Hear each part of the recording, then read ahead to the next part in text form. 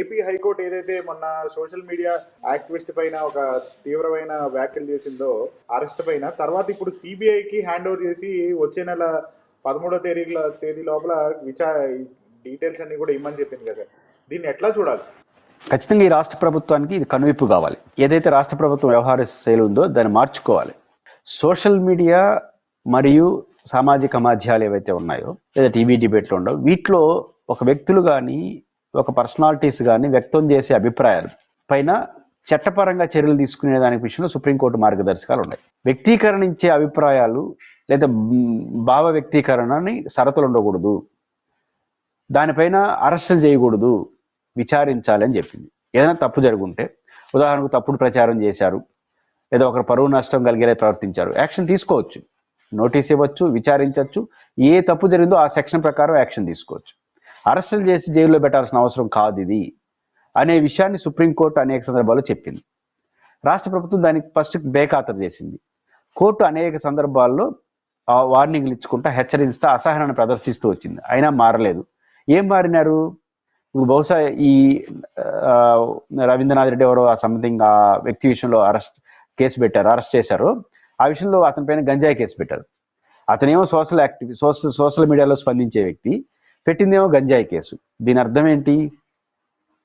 Social media పైన కేసులు పెట్టడానికి వీల్లేదు, సోషల్ మీడియాలో వ్యక్తం చేసే అభిప్రాయాలపైన అరెస్ట్ చేయాల్సిన అవసరం లేదు, తప్పు చేస్తుంటే లోకల్ నోటీసులు ఇచ్చి విచారించి చట్టపరమైన చర్యలు తీసుకోవాలనేది కోర్టు మార్గదర్శకాలు. సో సోషల్ మీడియాలో అది చేశారు ఇది చేశారు అని చెప్తే రేపు బెయిల్ వచ్చేస్తుంది, అరెస్ట్ చేయలేరు, జైల్లో పెట్టలేరు. కానీ కోరిక జైల్లో పెట్టాలని, అందుకు ఎంచుకున్న మార్గం ఏంటంటే గంజాయి కేసు పెట్టారు అనే అనుమానం కోర్టుకు కలిగింది. నిజానికి గంజాయితో అతనికి సంబంధం లేదు, మనకు తెలియదు. బట్ సోషల్ మీడియాలో కారణంగా కేసు పెట్టారు, అరెస్ట్ చేయాలంటే అది వెసులుబాటు లేదు కాబట్టి గంజాయి కేసు పెట్టారనేది వైసీపీ వాళ్ళ ఆరోపణ. కోర్టు పరోక్షంగా గంజాయి కేసు అమ్మాడలేదు తెలియదు కానీ ఏదో ప్రభుత్వం దురుద్దేశం ఉంది అనేది మాత్రం గుర్తించారు. అందుకనే సిబిఐ విచారణకు పంపించారు. సిబిఐలో ప్రభుత్వం దురుద్దేశంతో కేసు పెట్టిందా లేదా నిజంగా పెట్టింది తేలాలి. అంటే సోషల్ మీడియా కార్యకర్తల్లో ఉన్న కోపాన్ని నేరుగా వ్యక్తం చేయడానికి కుదరట్లేదు కాబట్టి పరోక్ష మార్గాన్ని ఎంచుకున్నారన్న అనుమానం కోర్టుకు కలిగింది. ఆ అనుమానం నివృత్తి చేయడం కోసం రాష్ట్ర ప్రభుత్వ ఏజెన్సీ కాకుండా సెంట్రల్ ఏజెన్సీ, ఎందుకు చేసిందే రాష్ట్ర ప్రభుత్వం అభిప్రాయంతో ఉన్నారు కాబట్టి ఉంది. ఈ విషయంలో సంచలనాలు బయటకు వస్తాయి. ఖచ్చితంగా ఎవరైతే దీంట్లో కేసు పెట్టారో వాళ్ళు బుక్ అయిపోతారు, వాళ్ళు బలైపోతారు. ఖచ్చితంగా ప్రభుత్వం ఇప్పటికైనా దీన్ని మారాలి. సోషల్ మీడియాలో విచ్చలవిడితనాన్ని ఎంకరేజ్ చేయమని నేను అన్ను. దీనికి ప్రభుత్వానికి ఉన్న మార్గాలు రెండే. ఒకటి, తెలుగుదేశం పార్టీ అధికార పార్టీ కాబట్టి వాళ్ళకి ఒక నెట్వర్క్ ఉంటుంది, సోషల్ నెట్వర్క్.